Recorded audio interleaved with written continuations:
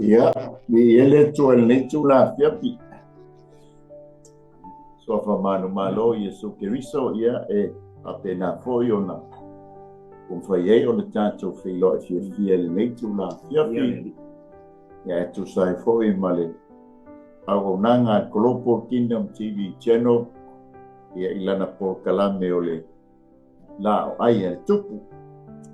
Ala tu inato mal fa lo sungai le ia wa o ia Yosua ia la 𝚟𝚑𝚙𝚢𝚛 i tātou star i ona amata ile o le tātou por kalame leia fiafi ma o whaaloalo matangofia lava au ngā luenga si se ma leo fufongia le atua i o matungola.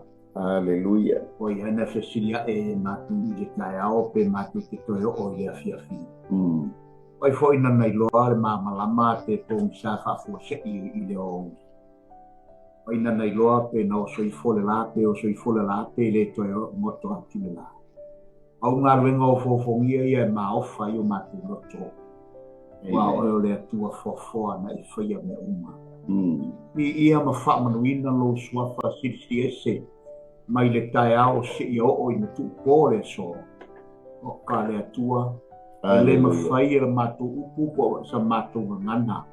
Whaangangana le lofa sirisi ese mai maulunga. Praise the Lord. Wa ui lava ina wala lata le atua e ma mau ala i le matu solinga. Ai tu la lata tia i matu seunga i ngā ruenga whai ma lava singa. A o lea lava wāolo i ai whaave lave ma le oti whaafu sei. E leilo ai mata. I ilo suafa le atua nei a fiati. Whaamanuina la o fio sirisi ese. Ma taoni fo i le po kalama whai o le mei po. Whaavina fo i ngā ruenga tau lo ma lo. Kala i le longo ina la upu. Ma tau te io e tu manu ai le tu longo e ale na o fionga. Tata longo pea le atua ma tata tuli pea. Lau upu ina ia longo atu i tangata uma. Ta pena i masao nia so se tangata whakatua. Te langi ma le ola e whakavau. O mātou lata atu. Mātou wala au le atua i lau whaunga mana i le leipo. Ama le mai tau na ma wha leo le atua nei fo i ngā lenga le ama tau ni mala o te nei. E wha leo ia ai mamoli e lau nganga pa ia. Au noa malau whaunga mātou te le ma whaia lama se mea. Le atua mātou wala au lau o fio. Ama le wha muia le wha konga anga lau atunu. Wha muia fo i le atua i lau o una wha tonu. Le atua nei por kalama. Ia ai mai se wala o auna. Tai o le TV se fulu i Samoa. O atu lau wha muianga. So se tafa e o e malosi o lau upu le nei po. Mai se le wha konga anga se o mātou atunu o Samoa. Fata o tongo fia i moenga ma tō whanga o le nei pō.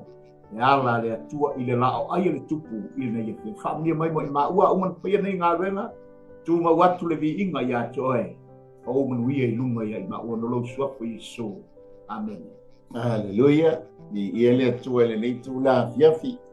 Amen. Aleluia. Ia i le suafa manu malo Yesu Keriso. Ia ma te o wholofa mwhatalo whatuai Samoa. Ya mai ai o maunga mau le lunga se i na iu. Ya ele whaangaloina fo ia mau lunga ia o le tala le lei o na tūlanga whaalupe lupeina. Whatalo whatu fo i pāanga o malava le nei o nanga ia al Global Kingdom TV channel. Ya ai mai se fo ia o le ilatou o lo mātou nuti mea whaitasi. Usai ma le nei o nanga. For ia au sponsors ia o lo mātou ngā lue whatas. Nā talo whatu fo i le sunga CEO. Me se fo i lo na soa tau ia o tali tono o le ua lato. La no fo ia fo i le lau mua. Ko wau whale mai fo i le lau mua. Ia le atua. Sai manise o fua fuanga. Whapto alfa talofa. Ia i le au omnanga RCTV Samoa. Ya pe ona whaasalawina ai le nei o nanga i lunga o TV spolu. Ya i le whaantama. Ya Reverend Paulo Mikaele. ia male pulenga ia malo fa'afetai mea oma fa'afetai malo foi soifua ma le lagi mamā ia o tatou feiloa'i fiafia fo'i luga o lenei aunaga ia auā lava le atua ma lona malo fa'atalofa atu fo'i nai au'auna ia faletua me kalesia pe ona au'auna i ai fa'afetai tautatalo fa'afetai fo'i tapua'iga ia maualuga pea le vi'iga o le ali'i talofa atu fo'i nai aiga ua mai Samoa aso ia le li tai le atua mo fo'i le avanoa o tatou e sila faiai luga o galugalu o pe au o le ea ia po upenga te fa'ilagi ia malo le soifua malo le lagi mamā fa'atalofa atu fo'i le suga le li'aa'o ia le ali'i ua mai fa'auina o le auaunaga le Global Kingdom TV Channel ia i lenei aso ia le ali'i fa'atalofa atu fo'i nisi o auaunaga i luga o upenga te fa'ilagi ia malo le galulue mo ia ma lona malo fai ia le tatou galuega ia a'o maua le tatou avanoa maua le tatou taimi e fa'asoa ia ua iana afioga ia auā lava le atua ma lona malo amen ia o lea o tatou o mai i le peia fo'i na fa'ailo atu i le taeao o malamalama atu lea fo'i ua mo mali atu fo'i le malamalama sa feagaia ia le fo'i ua ufitia lenei tua le lalolagi tatou ia i le pomiuli ia o fa'asologa aofi polokalame fai ai le atua au fa'ailoga ia tatou te iloa ai o lo soifua le tatou atua le ua tatou i le tusi o sea i lona mataupu e iva ia e fia fa'aogāina le afo ia le mataupu atoa lea so'alu ia ai pei faitauia la'onai fai upu ia se vava'ai so'alu pei fia le fai upu o le mataupu le iva ai faitauia la'onai faitau ia se tolu fai muamua lua ma le tolu so'alu ia e fai matatou tusi faitau ia ai fia fa'aogāina ia le mataupu atoa ia fa'amolemole lava so'alu o mai le faitauina le afioga le atua mo i tatou nei po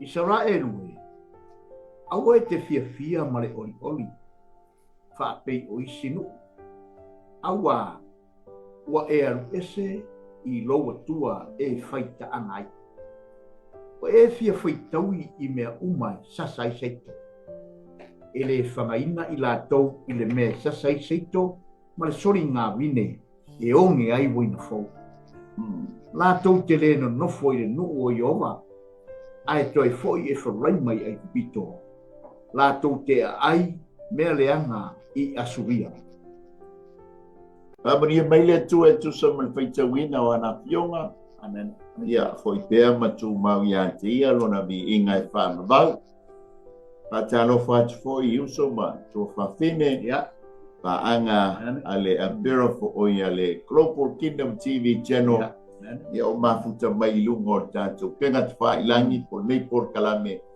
ia vi'ia le ali'i o le tatou fa'asoa ia tusai ma le polokalame a le Laoai A Le Tupu ia o le oli e mai le ali'i soalu oli mai le o le fia e fai mamavae ia mali a le oli o le mea le petino mai le atua haleluia e le mawhai ai se tasi o na tineia ia pe fa'apeafoi o na ngalo atu le oli o le ua tatou iai le paitaimi foi ua lata asu fiafia ia tatou te va'ai ai foi le fiafia ma le oli ia i mea o le fai wai foi galuega fai o le veitausaga ia ai fa'amanatuina ai foi le asona fa'anau mai ai le ali'i e pe fo na talanoana le la asona o le malai ai o lagona o le oli e le tio fo'i tasi lea o fua o le agaga pa'ia o le oli amen e fa'atupu la'i ai lou fiafia adia e fo'i ma o e matangata lai titi e oi na matua lu sui fua dia oi ma na lai pampling de meto o na la lu punga yo aleluia e pe fa pe na lo tanto ba ya tu il tanto tu sfaitau le nei afia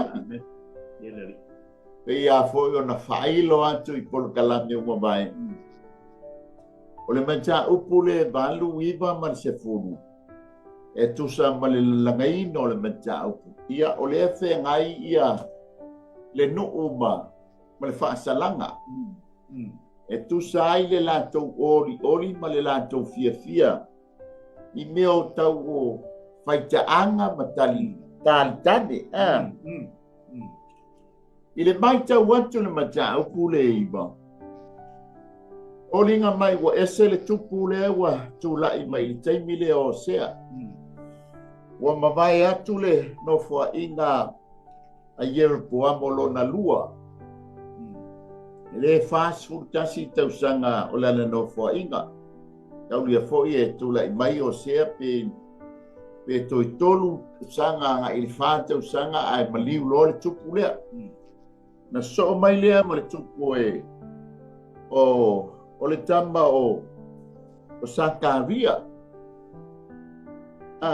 ia o le atali ia po o 𝚟𝚒𝚍𝚎 foi o le atali I leo ierupuamo ia na o le ono masina o lana nofoaʻiga ai maliu o fasiotia amen ona soʻo mai lea o le tupu o saluma na o le tasi le masina o lana nofoaʻiga ai fasiotia e manaʻena tulaʻi mai leo manaʻena e se fulu tausaga o lana nofoaʻiga soloaʻi ai lea o lona taliʻi o le tama o pekasia e fai matupu galelua la tausaga o le nofoaʻiga ae fai mai la o le tagata e suafa iā peka na ia fasiotia le tupu lea e vai ia o I mo nofoaʻiga tupu o le foʻi e iai le tulaga lea o le fasioti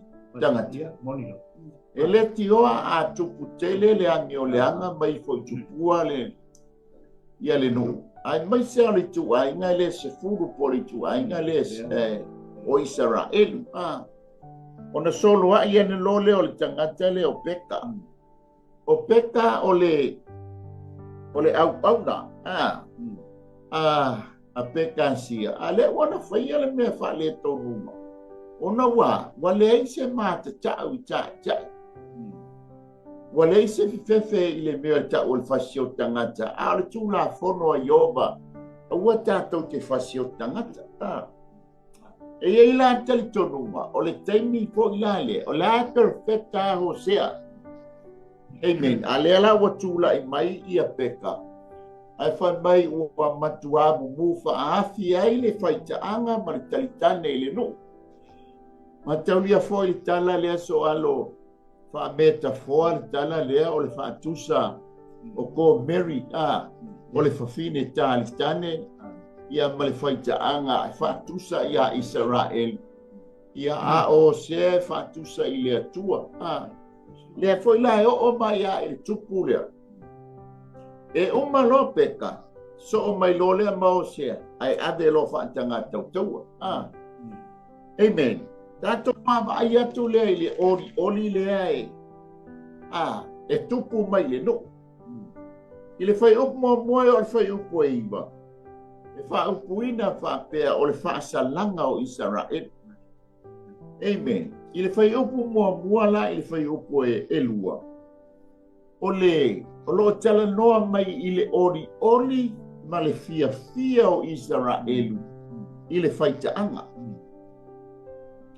tatou talanoa I le aso mafua ne teʻenei I le faaupuga faapea po le autū o le tuāoi o le oli e te maua ai le faanoanoa lea la ua o mai I le tuāoi o le oli ma le fiafia a lea la laafeagai ai le nuu o le atua ma le faanoanoa o le faatusa o le latou fiafia ma le oli lea talanoa mai ai le tala le tusipaia O le taimi fo i le look forward tai le fai whaatoanga I lana sele-selenga. O le taimi le sili o na fia ai o fai whaatoanga. O le aho o le taimi e sele ai lana lulunga. E le aise fai whaatoanga I le look forward I le meo le sele-selenga. Amen. E o fo ia tunu nei. Taimi e sele ai le apu. O le kiwi, e look forward uma ia fai whaatoanga. Leanga foi o le la whaamanuia mai le atua I tamau ainga I le tino. Papena uma le ori ma le fia le I fina ngalo ma loto le nuu o le atua. Le ori ma le fia e whaila ma mea tau o le whaitaanga ma le talitane. Le ego whaatusa mai whaapei o le tangata lana sele-selenga. Amen. Le tu ai ngā ori le ma le fia wafo I e uma lo le sele-selenga. Fai le pāti ale au fai ngā nuenga. Tele mea ai o le ai ai. Matau lia fo I le taimi o tāmita ua. O la efe tuli na I e saulo. Palongo le o tāmita. O lau fai le sele-selenga. Ale whaatoanga nā paluma apikaila. Na tuli lole tāmita na au nei o ia nā palu. Se mai ane mea ai.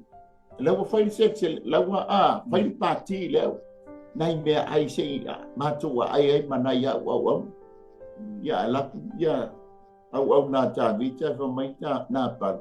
Oi tāmita. Oi. O le whawhine mā jahala. Whalongo lo apikaila o toi foi au na atamita. Ngai lo le leia apikaila. O le whasio tangata le la foi me matamita. O sa o le leia. Na la vea ina ai le ainga o na palo mā apikaila. O no le tina. Eisia. Leilo le leia atamita. O le teimi tonu wa leo fia. O le ori langa o le ua o le taimi e sele ai saito e le ngata o whaamanyanga I le tino o lea fo ia la atapena mo mio whainga ai e fia mo ori e inu ai le waina antoa ka pena upala le ori le ufatusa I ai le ori ma le fia o iutaia e whaile me o le whaitaanga whaile talitani. Ia peisa whasoa Ia le tua mānei a pia le ri na ko sanga foi ma le tau whaatata I no le o nei poi ma tau ko te o nei le tusi whaitau. Ia ko o umana whae ngatu le tau tu ia o le nga o le sanga. Ai o le au te ata mo mau kau na ua la vea mai le e wai koupunga mai le vaenga le pe nei ia apikaila ai yo no o lo afina foi ngā apikaila ia o te lea taimia a papa ia le teina le I lo afina le ia I lo le le winga o lo mo ia I lo le na whai moa oe I le tuspa ia teine apikaila ma pau le le ngata na au le le ma pau Lei va matangata I whapena pe ora sa tala no le wa e o te mai vai ngale ana palu ai moni lo so no ngau le wai ori le o mai I tu sa o se mei to tonu e tupu I te tono le tangata ai ori fo ia I ori patino I le tua ma I pe tu le tua ma tuku te tono tatu loto le tangata whātua tua. Amen. Puna la le ori na so se mea le leia I whaia le tangata.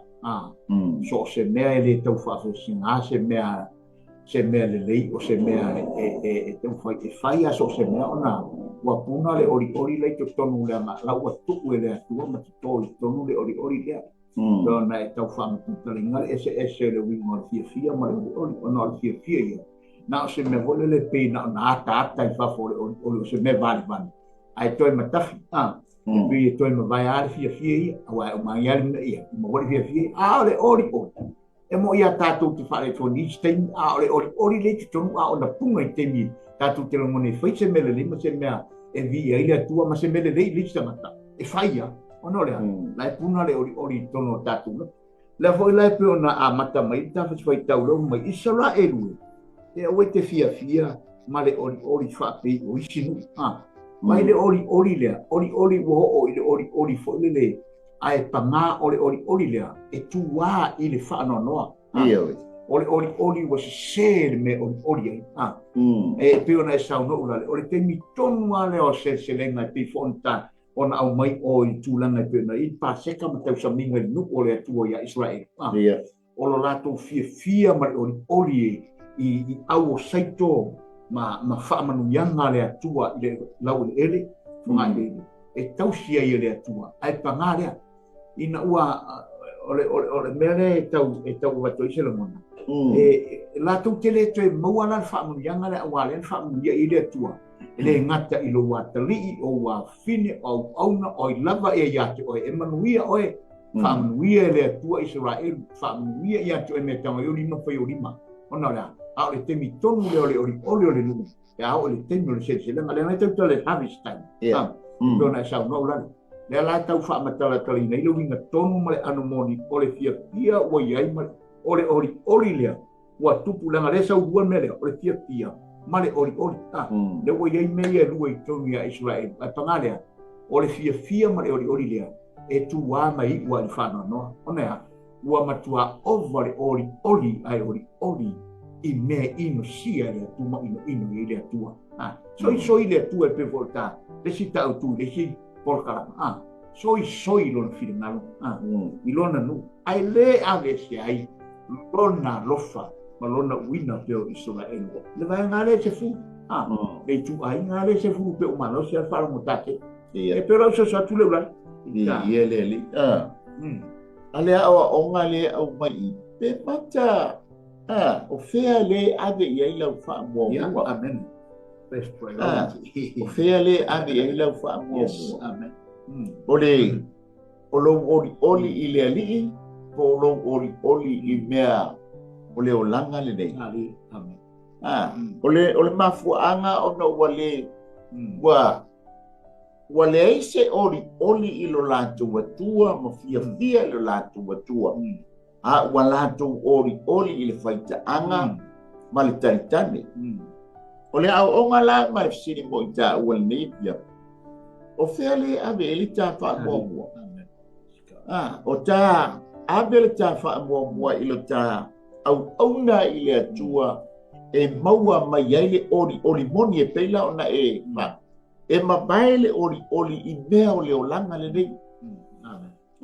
Ma baelo ta fia ma le ori o alama ia fa manianga e fa mai ta e tu ua mea uma e tato ua na o tato le ori sili le pa le tala noa mai ia apos ne perfecta ia Israel ia sa o le tau fa mua e ave ia le tau ori ma le tau fia ave i le atua e ana le ola ana le malosi, ana fa manianga. Le fa tusa i le sele o le saito. O le sele ngā tarite. Amen. O le onga fo i le mai a tato. Amen. Pele tomu e tofu ai tato, ma mea ngai tato te fia ma ori e. Ai ori e pe o na iai le tato au tu. O le ori moni. O le ori mai e li. Yanga tasi le fua o le nganga pa ia. Ole ori. Ele mabai la. Amen. Kato mata le fai upo e ono. Fai upo e tolu anga i fai upo e ono. O lo tala noa i le nga. O le sentence po le whaasalanga le mai fai upo bua e fai upo e iwa. Ai o mai le fai upo e tolu ma le fai upo e ono. O le o sau le tali o le lātou ori ma le lātou fia i whaitaanga ma le talitoni. O le a whaasala e ave i ai kupito o a suria. Amen. Ai sea, ono le anga sala le a Israelu. Wa lātou ori ai ma fia e whai. O le mea sili o na ino sia i le atu. O le vaenga luna lua, whamai wa matua whaangalo. ia mawhaapi o ai i o lātou o langa whaaleanganga. Lona tonu, wa lātou manatu ai, o ngai perfeta le atua. Wa tau wa lea pa mai se vale lea perfeta. Ai sea, wa lea se manatu i le atua wa ngalo matua le ai ama se o langa whaaleanganga o iai. Amen. Ona wa tele le ipo i tukua. Tele le pia ma oli le whaitaanga ma talitane. Ua le tonu ai ma fau malot. Ma lātou whapeani. Se o perfeta, e lengi perfeta a. Tau whalea nai perfeta le atua. O le alangaina le finangalo le atua. Amen. Hata ua ni vai tau. Ua ni a vea le tātou tamau ainga. Ua ni a vea le tātou poto. Ua ni a vea le tātou wata mai. Tātou te tau waleina ai au nā le atua. Amen. Ua tō fia nā tō te mia le upo le atua. E wala. O le fina ngalo leo le atua mo i tātou. Te isa wha soa. Ia le rik mana ia. O le talofa i le atua. Ilo nā ngalei malo nā lofa. Na ia whaia me le leia i le nuu. Ai peitai. O lātou tau i atu, matali atu i le amio le anga. So lai sau no lale. O le a ea se me awe i le whamamua tangata. E ave i a te ai le whamamua. E ave i le lalolangi, pe ave i le atua. Mai visingi. O lau a whamamua, ma le tātou whamamua, o e tangata whātua atua, ma le tangata e alofa i le atua. Ave a lau whamamua i le atua. Wa tātou manatu fo ia i mea. Na tātou tupu ia i tātou langa a tātou i kupito. Tātou te le fia mantu ina. Tātou te vai le mele leina sei mai i tātou le tua. Tātou manatu le i tūlanga ia. E alu lua se tainu o tātou le lii. Tātou toi tau tapatu se mea ufare tonu. Tātou toi se atu tātou loa au i le lauranga. Tātou te manatu le atua nā rofa mai. E tāo whiwhi pere la ngona i o tātou loto. E tupu pere ori langa. O le mea sidi ma le mea maurunga na saunia le tua. I le tangata na au mai ai tātou mai le angasala. E mai whaasa o loto i tātou. Melani na saunia le tua. Mwhai le tua mo i tātou. Ai waaila i le mea le tangata. Ai ese ma le tua. Ma fia pia i tūna nama. Lea tātou te wai mea. O le matau ki o le mea le tātou e te Israel. Mai. Lātou te nonofo i mu o Iova. Ai e toi fo i e wharai mai ai kupito. Lātou te ai mea le anga i asuria. Oka. E tu lau ata moa. Le upu o le tuspaia. O le mea leo o i tangata pe a whai. Ai lo loto le tu ina nauma. Ai lo loto le toi fo i le lalolaki. Ai lo loto atu lana toi fo i wa wha ngalo lo natu. O le me tatu te oi. Na o mea leanga se tu lau whapamanga. Tātou te tofo iai. Tātou te toi hiu iai. Langa le upo a Yesu. Leanga o mo se tangata le lei e toi leanga. E le lei leanga toi le lei. Ai whatu se su o le pua awa umana whata e. Au mai whafang pau le lei. Ai toi alo toi tawan vale to parpar. O le mai le wa toi foi. Tai whau se tu lau Samoa. Wa toi foi i ona pua i. E pe fōringa whape nā le tūlanga o le mea. Pe a fōi e le tangata. Ai tue hiu i ai mea. Nanga le whamai. E tue fōi o i e wharai ma po ai kupito. E a ai mea lea. Ma le mea tue wha fōi. Manea. Ua whai a tua ese. Ma whai ta anga i o la tuaranga. Ai wha ngalo le first priority. A oe lena. Na manao e wha mua. Lea tua. I te wha mua lea tua. Tato wha mua na. Pafitai i tāpua i a Samoa i tāpua i tangata uma i lona tua mare loto talitoru mare whaatua tua langa i le ngalo le mea na whaia i le atua mo i tātou e ala ia Yesu Keriso tātou ri whaola sa sani le ula di ele o le atai vai nga wō wō leipa o le whaasalanga o Israel ia ona ua sesele le lantou whaamua o le whai upo e whitua ngai le whai upo e bani. Amen. Fa mai ua lātou wā mio leanga e pei o tangata o ki pēa. O ki pēa ia po o rama fo i lisi o nei ngoa. o ele lau ele o Benjamina. Ese matau tia o le tala le o toi whaamanatu mai ia o sea. Ia, mali. O le mea na tupu i o e te maua i o le whaamasino e sfuru iwa le tala lea. Le wa toi a mai ia le atua e ala ia na perfecta. Le mea na tupu i o i ki pea. O le whaamatalanga o le tangata sa le bi. Amen. E sau mai e wharaima. E pia fōlinga mai e nofo. E whai a vai oi i pe tele epa. O le pālake la pale a whine o le tamaloa iuta i pe tele ema iuta. Ngango ngofo la ma le sāle vi lea. Pa mai la le tala o le ua mana o i le sāle vi. Malana pālake polo na tōlua. Ia malana au na. E o i refereima. E wharaima. Ma teo lia e wharaima i lunga. E ui atu la i wale i pe tele ema oso atua i ki pea po Benjamina whato a taule i e whareima. O lea la sa vavali e leo se tala mātangofie.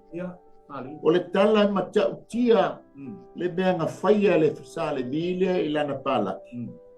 Ona ua whai fo i le mea le anga tangata ki pea i le a vāsi toe ina. Amen. Vāne ane ngangana.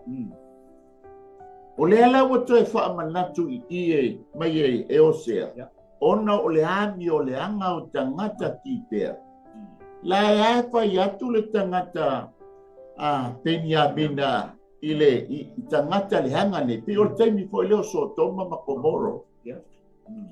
Le wau le fale au nei le fale o lota. Ala e nau atua i angelu nei e mai fafu. Ngai wanga ofa mai e lota lana whanau ta mai ta i la tau te lei loani tani. Ai le ai o lai nau atua i au angelu whapena o maa tangata ki pea.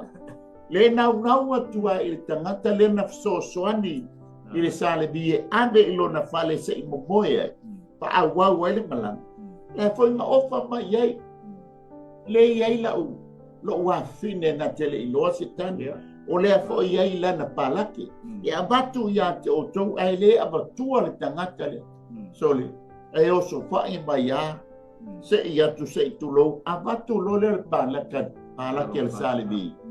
Lea lana tupu ai le whala vela. Amen. Nga tau mo atua le tangata le i o sale vi. Oi e whareima. Whai lo malana ngā luenga. Amen. Ke tulou ua pena. Ia le palaki. I tu ai, i pise se sfururua. O na tufa lo le i tu ai. Le tu ai ngā mi o le anga la le o to e mapama natu mai i. Pa mai o le mea mua le whato awa ai i eitanga. Ai sea, o le matua ti ngā o le sale bi. I whainga le awali i leo tangata ki pea. I le mea na whaia i lana palake po la nama. Le lau to e wha manatu mai i a Israel. Le anga o le tūlanga le o ia le lātou whaita anga ma le lātou.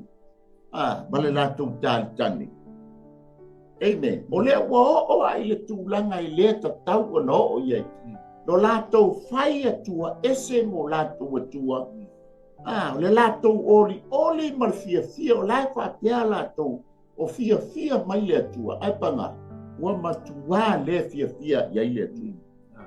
Amen. Tato mai lele vai ngalo na lua al fai upu se furu al fai upu se furu marfa. Le ala ua o mai loa. Amen. O le wha salanga o le lato wa mi o le anga. O na afe mai lole o le malaia. Amen. O le malaia le ua fola mai. Wha maia ua le whana na ua uto mana. O le tua oi o le fia ma le oli ona o le whaita anga ma le taitani. Le ua maua le wha noa. Sau le wha salanga. O le ale toi whana na ua tō manama. Amen. Lona lua, ua whaatuina, pa mai ua whaatusaina i le vine, mo le fui vine o le bao. E leo se tō whiga leo i sala elu. leo se tō whinga le whātusa i le fui vine o le vau. Amen. Ai wana mafua o na whātusa i ai, ona ua. Wa mio whātangata o le vau. Amen. Nā le pa mai, e whātusa o tō mātua. Mai ba ai pa me o la tō mātua e pei o ua i mati i le mati ina ua whato a fua mai. A ua o i tupua. Amen. I ta tau ona sele le fua o le mati. Sele le fua o le vine. A ua lea. A ua whaatusa i le fui vine o le bao. Amen. Ia peisa whaasoa soa. Talo fai ia o mea ia e pei fo'olera ona ia umaila le o mea le e lea ua o nei ia Israel. Wa tatu wai i mea inu sia. Mea e le mata mo fie a e lea ua o ia i le no. O lea ua tuā lo lato oli i le tu ina naunga mo lo lato o ese mai le tua. Ai ua tuā i le whaanoa noa. Ona ua lato le ingu fua. Ma mea e mana o i le tua e whaamanu ia. Lea la ua wa ai. Ia o mea la ia le tatu te wawa ia tui. Ua e piona e sauna ulane. E le so lato tō whinga leo ni. E te vine vau. O li le vau. Fui vine vau. E le o so lato tō whinga le pona e sauna ulane. O mea le leia o sauni. Ma tā pena e lo watua mo i tātou. E tātou te ai tau ma mawhai. Ai a whai tātou to e se ma marosi li tūna naumare sala. O mea ia tātou te toe i ai. Tātou te toe ai ia i mea e ino sia. Tātou te toe o ai, lea tātou te wa i lea tau i sola enu. O le ata lea o i tātou. Pe a whai tātou te o ese mai lea tua malana taita inga. E mānei ai o mele tātou te vai e tu me sau nia le tua mo i tātou pēna i whatau sima Israel. Ma le whangaino Israel ua le matiwa i se me tasi. Whape whoino o langa o whoinatu le tua ina o whoino o loto i whoa tātou ola i le tua. Tāna tātou wā whaai, wa e mata, wa e sila, wa e tofo, wa e inu. I le manuia ma whamangianga. Le so sia o le tua. Ma le manuia o le tua tātou ai o na wā venga ma me tutu. A o le teimi tātou te toi te pai ma tātou lo ese mai ma tātou le mana tua lona lofa. O mea ia tātou te ai. Tātou te iu iai. Le wha lia mai ti tonu e pusi a hosea. E pēra sa usosa tu leu la. Ele. Le matau tia. O le mea lia ngai soa. O lai ma kua kupu ai le ori ma le fia. Lai, Fao Sofia le ori. Fao Sofia le fia. Se vai wale ai ma se. Te tutu na i o le tō whā ma le whautautanga. O la tōu o le whānau a Iova. O le nu u filifilia o le atua. O le whea ngainga le atua. Amen. Praise the Lord. A le mea o le se o le mea le whātupu ai le whanau ai le oli ma le fia. Amen. E se vai e o wa le wa mai le whātusa o le pālake a sālini. Amen. Ele I o le lei. O le ata e whaailoa tuai. Le a mi o le anga le o ia i le no. Ko o mai fo ila ia le pai mai. O la tō mātua e pei o urua i le mati. Ina ua whato a fua mai. A ua o I le tupua o pā ala pe oro. O le atua o Moapi. O le te maua I o le no mele lufu lima o le ua. O le wha ua toi wha manatu mai le sabalinga mai ale no. Sabalinga mai ngatu. Sabalinga mai ale no. Le whanau a Iakopo. O mai loa I ke sema. Wha mai loa. Na o lo leo le whanau a Iakopo I oi. Wano whaiava. Wano whotane. I tangata unu ese le I te tonu o le whengainga. A leo o toi wha manatu mai I lea. Lea mi o leanga. Le toa tā mai ai leo le atua I leo maiga leo le no. Amen. Asia. Ma vai o le o le ai lo le leia o la tau o le whengainga. Ai o ifo I tupua. ngalo le inga lenga mai ai ele atua. Aiwa, whaamua lo lātou tu ina naunga. Whaamua sei whaamalio lātou manao. Tia ipa, le lopo tai ngā tala, ia, malia no whatuia i se i o whaisi mea lea toi o mai ai. Lea ua whaatusa i ai. Le matau tia o le teiko o le profeta, o stamo i o se osea. Ma le tupu lea ua tau ua tula i mai o peka. Ma le mea lea ua o iai Israel. Amen. O le vaenga lona tolu e te mau al whai upo skulu lima e o le whai upo skulu fitu. Pa mai lea ua perfecta mai. A mata mai kili kala. O le whaahungu ua e a mata mai kili kala. Se ia o. A ngai asuria. E matau lia fo i o kili kala. E tā ua le teme tā upo le skulu rua whai upo sutasi o le tusia o sea. Ma le tusia a mosa lonu tā upo e wha. Le wha mai o kili kala o le no fuanga e ifo tupua. Amen. Le wha o toi wha manatu mai i le no. A mata mai i kili kala. O na wha au ua o tau. E a ngai o i asuria. Ma tau lia foi o kili kala foi na tofi ai saulo. E foi matupu o le ata manino lea. O le te ena e Isara elu o Yehova le atua. E fai mo la tau tupu. Ai mana na oe. E fai so la tau tupu pei o nuu lea e fai mo la tau tua. O le si o mia la tau. Ai wangalo le atua. O le whaamusinonga mua le e mafuai ia le pua ngā o le aingo iako. O le lātou te ena, o le atua le tamā. E whai mo lātou atua mo lātou tupu. Ai mana na o e whai saulo mo lātou tupu. Amen. E isa wha popo soa. Mane, e tate wa mata i unga ia u whai ue le atua le fuafuanga. O le nua, o le mele mata mofie, ia le a ua tu alo la tu oli i tu langa e le te tau o no o iai. E peifo ia o na tatou sapi i manui o le atua manu whamunianga i so se taimi o lo tatou oli lava i le atua i le whao tanga i anusio me le le. Ia e peo na tatou wawe atua le me e whaanono ai le tala o le uta o i fui fasfai tau ia.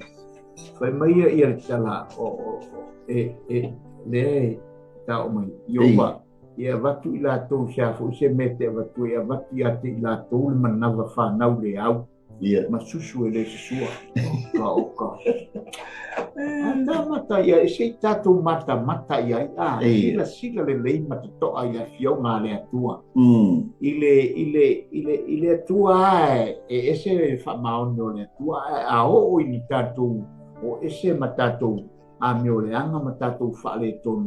O mea ia tātou te o haia. Tātou te whiua e tau mi miki maile manuia. Mo le ai masemea ula. Ua mātūtū a mea ua. E te whiua e tau whaini mea tau whana whanau maini mea nui. E le to e maua.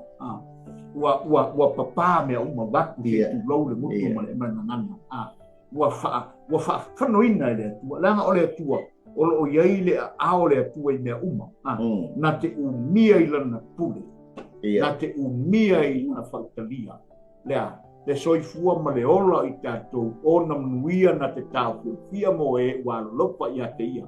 Na te tu mai fo i a te tātou, le whamanuianga, te a whai tātou te Sava Valley, ma whai alona whiringalo, mita i le atua.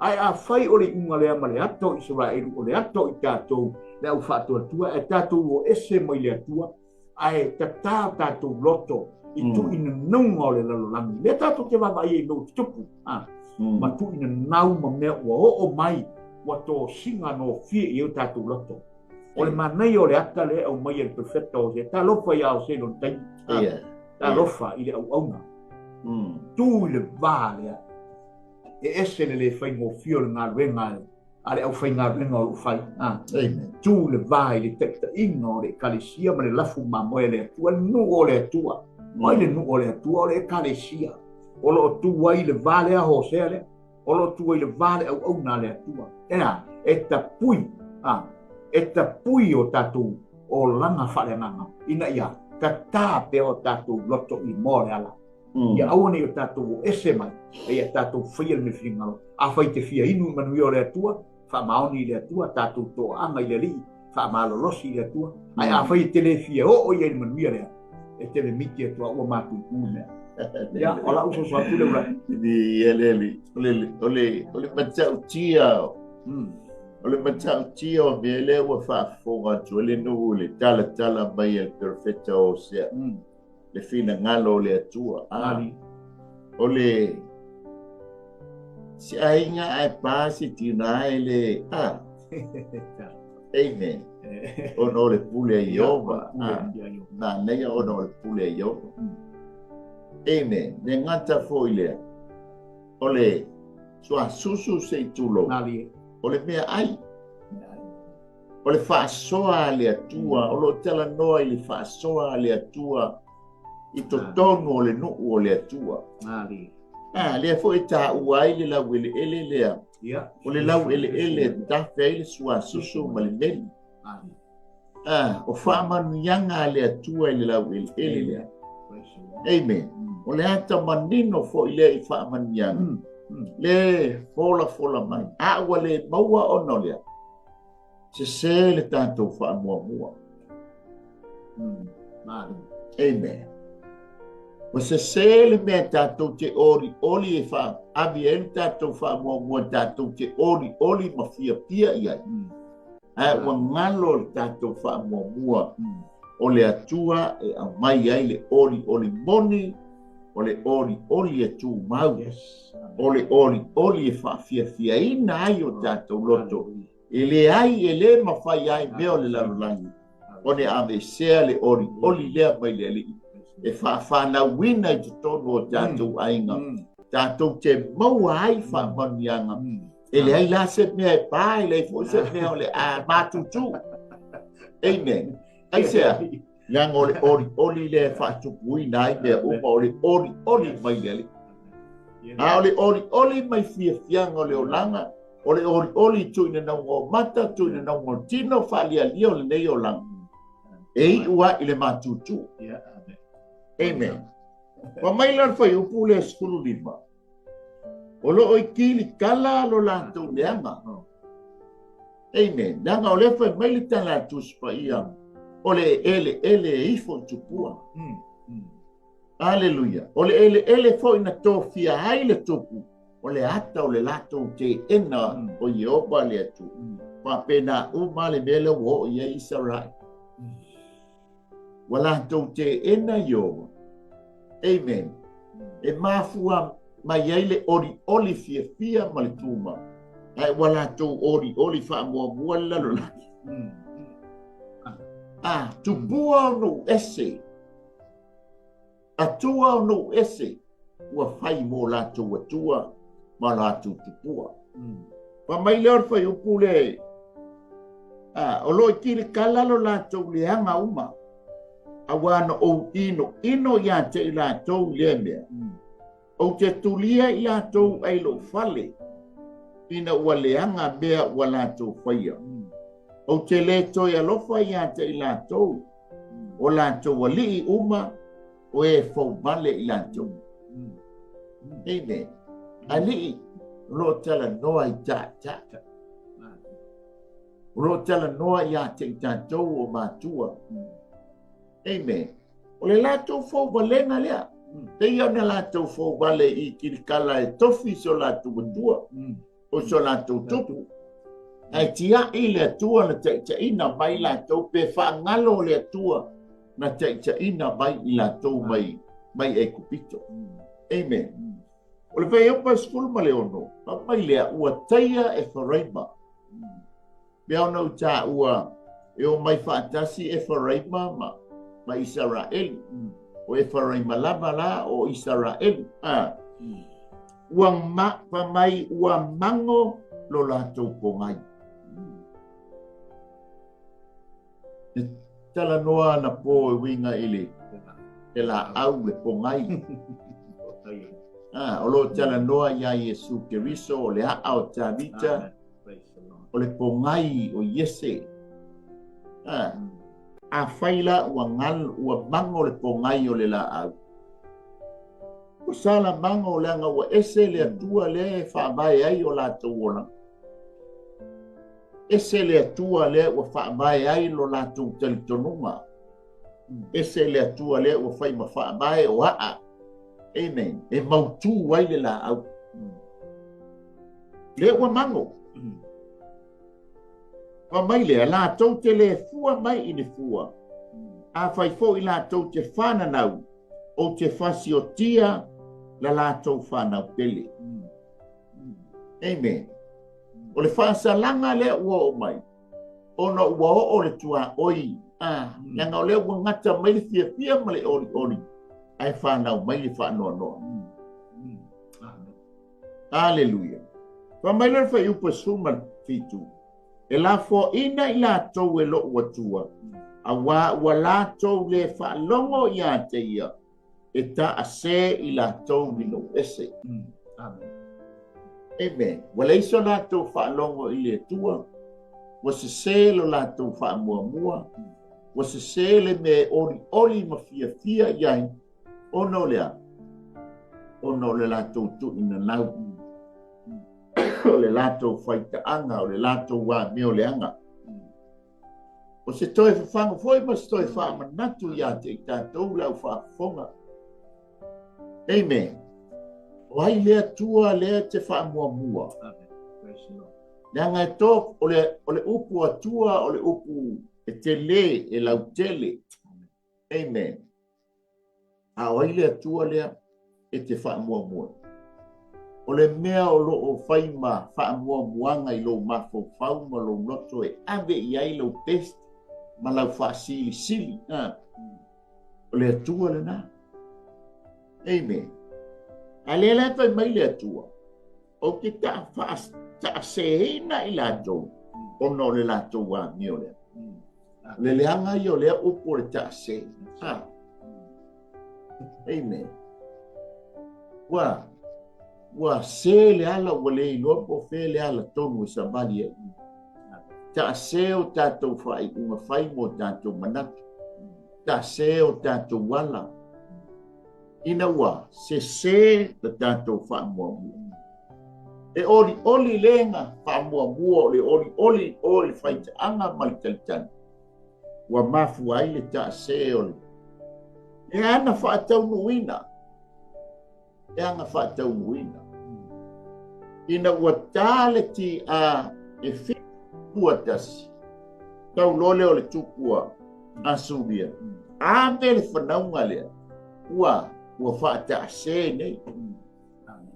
Amen. Ua whātau muina i whina ngā lole atu. A o sea awa onga ma se toi whāmanatu. Ia te oe mā. Amen. E leo tātou ni tangata ta se le lalolangi ni. Amen. O tātou o tangata o le mala malama.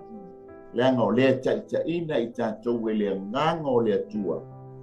Amen. O e foila ma o le whanau o lea nganga.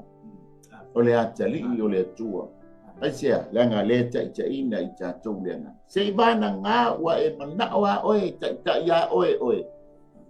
Ai. Ia mana tua le fa mai la I le o e fa ai o mai ai e ta se I la tou no ese e pensa fa so alo ia le tua ia na fa o malole o ta tou ko kala me le fia mana tua lo ma una per fa fonga anga le tu ua le ni fa so a le o le tua mata mo fi o sia o ma fo ile mo tātou e peo na tātou baba ia tu le fio ngā le tua e le ngata ia te o ele whaafonga ia e le upo le tua ia ui mā ua fo I sidi na ngai le upo le tua a ta manatu fo I le I tūlanga le ui e whai mai so se la aua ia pe o tala I sua o tu nei le matau tu fua la au awana ingalo ya te tatou e pule le atua vai fo ele fuo ta la una toria ata le pongai o la lo pongaki ia ua mango wa tele a fo a ona mango le la au ia mo ia le tele la au o le ona ia vai ta te ro fo mai te tono na nga la au le po mango te to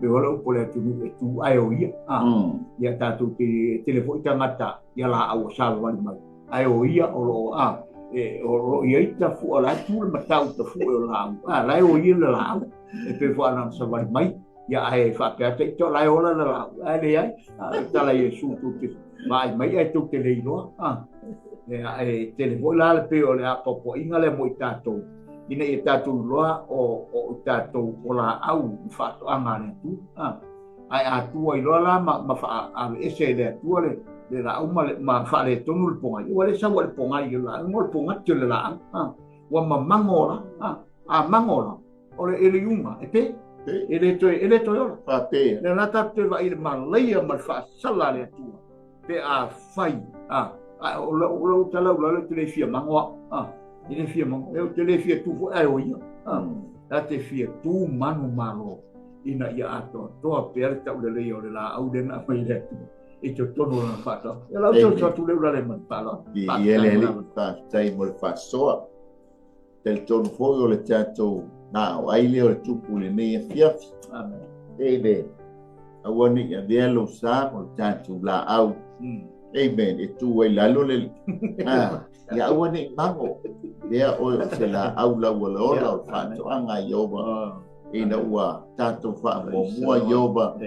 Ia o ia o le sosia o mea uma e tausia lo soifua mo le tatu wola pa fseitele lava nganga pa ia i le upule le ia fiafi ia tu mau lava ia te o ele vi inga pa mangalo so ma fale tonu tama ia tu ma walunga ma ia tu mau lava le vi inga ia te oe pa muie si o mātou atunu ia o a foi fuafuanga le ia fiafi anga le leila o fio tama le ale vi inga ma tu mau ia te oe ngā paia o no lo lama suafa Yesu amene amene ia vi ia le tua ia to e fafta ia to le tatou au fafonga o se foi ma tua fafine e pe ona mafuta mai lungo le tatou au nanga le ia fiafi sa moa ia ia le anga le o le ali fai ngā malolonga ia ile nei po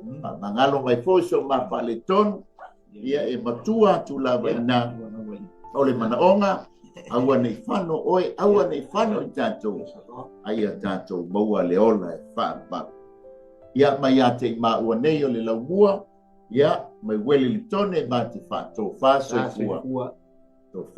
fua sa mo